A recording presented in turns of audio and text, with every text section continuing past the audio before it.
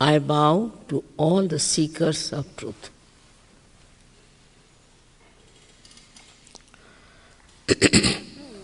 First of all, we have to know what is the truth. People are seeking all over, but they don't know what they are seeking and what should they get after they are seeking.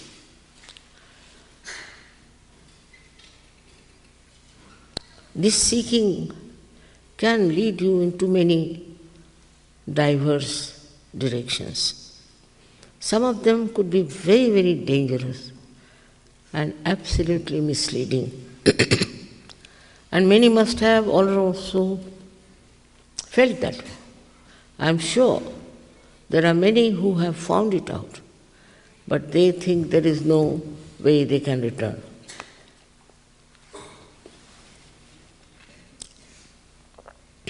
The seeking is very simple to understand, that you want to know yourself. All the time we say, I want this, I like this, I that. But who is this I? What is it?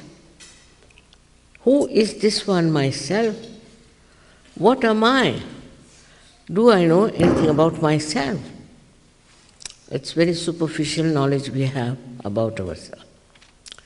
Everybody has said, all the religions have said, you should know yourself. There's no difference on this point. Actually, in all religions, if you go in the essence, there's no difference.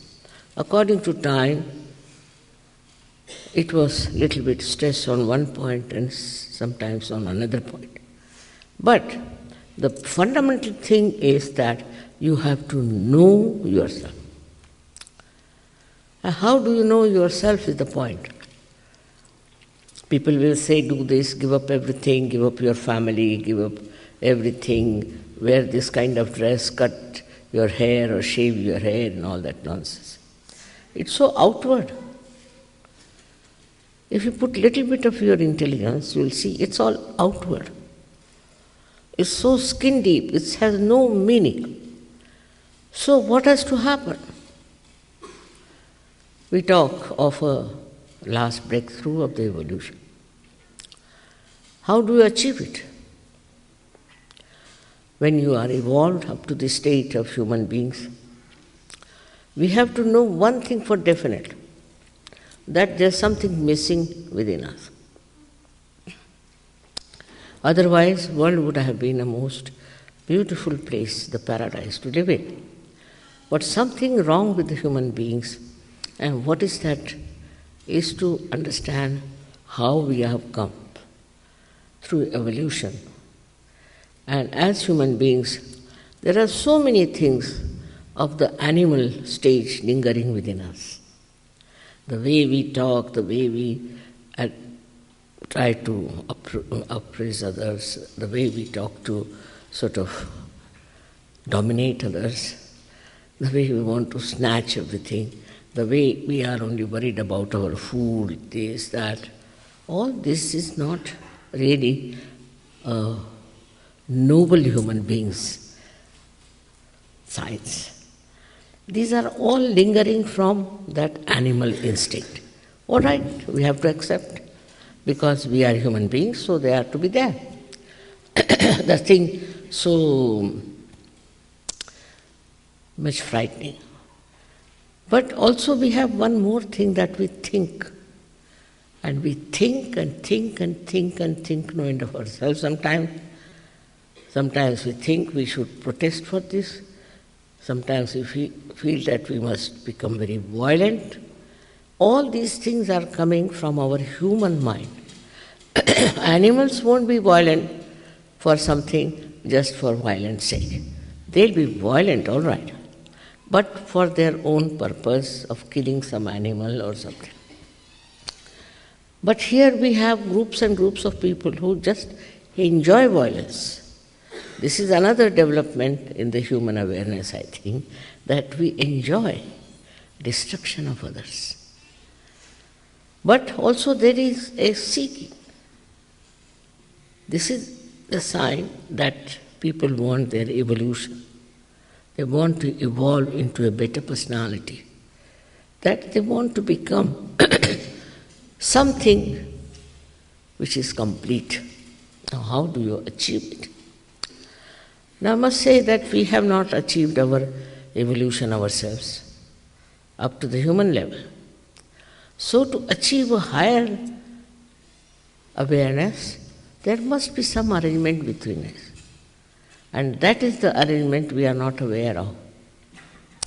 And that arrangement is that within you is the power, it's your own power to give you this last breakthrough through the awakening of that power. Already you have been told about it. It exists, it is there, and it is the right of every human being to get his self-knowledge, self-realization. Sahaja, Sah means born with you. With you is born the right. And why should we not ask under fundamental rights society that we should have our self-realization, which is your own? It is there already placed within you. You don't have to do anything. Of course, you can't pay for it. How much did you pay for your evolution so far? And how can it be different from different people? Because in every human being, this power, which we call as Kundalini, exists, whether he is white, black, yellow, blue, any color. Whether he belongs to north or south, any place. Whether he belongs to this country or that country, they all have this power universally placed in their Kundalini. Even if I say everybody has a heart, so why should you have differentiation? But this mind, this human mind creates this differentiation and this problem saying that, of course, they are not of our country, they don't belong to a group. And like animals, again, we start getting into groups of different, denomination. Like some people have their fork and spoon put this way, so they are one group. Some people drink coffee, so they have a group like that. You see? We are very good at forming groups. This is also animal instinct, I think, that we try to form groups of such stupid things. And then we can have wars, because we must fight. We are a group, something great, so we should fight others. All these instincts that are within us are inheritance. They have come to us. They say it is in our genes. Still, can we change the genes? Can we transform our personality into something higher? And for that, I tell you, there is a power within us. All of you have that power within you. And what does it give you? It passes through 6 centers, as told to you.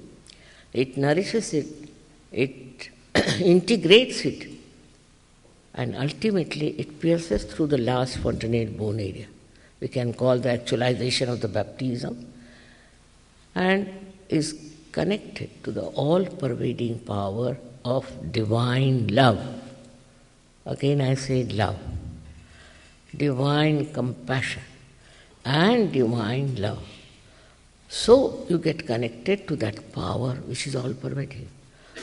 If you ask a doctor who runs our heart, he'll say, it's the autonomous nervous system. But who is the auto? Who does all these things? Who does all the living works? Look at these flowers, beautiful. Who has made these flowers? It's different flowers. How does this mother differentiates, and how